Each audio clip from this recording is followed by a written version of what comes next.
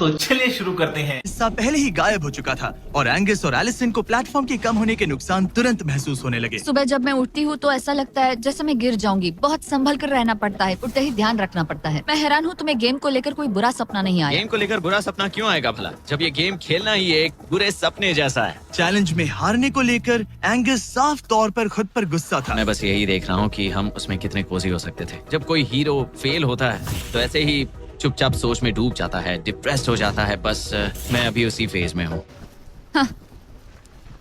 Allison भी उससे बहुत नाराज थी। हाँ, पूरी गलती तुम्हारी ही थी। पता नहीं हमें आगे जाकर कोई टेंट ऑफर होगा या नहीं। शायद वो हमारा इकलौता मौका था, समझ रहे हो तुम? पता नहीं।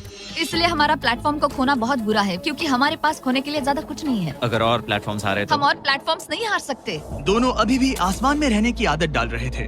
उन्हें कभी कीड़ों से लड़ना पड़ता, ऐसा लग रहा है अपने पंख समेट रहा है। ओह, इसने मुझे देखो।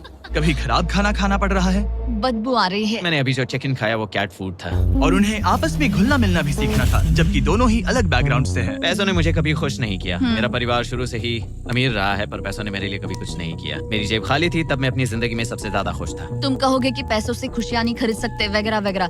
शायद तुम इसे अलग तरह से देख रहे हो, क्योंकि तुम्हारे पास पहले से पैसा है।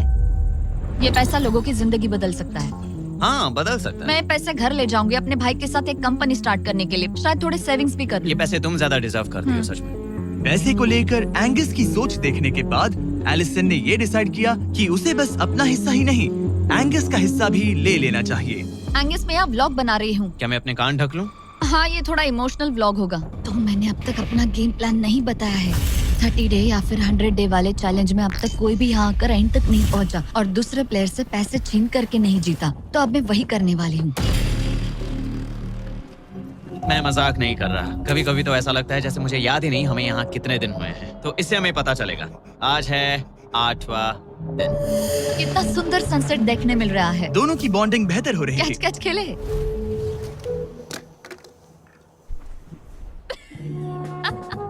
तुम मुझे बता रही थी कि तुम कितनी एथलेटिक हो। मैंने बस एक कैन फेंका। लेकिन उनका अच्छा मूड ज्यादा देर तक नहीं टिका। गॉड, और ये हवा।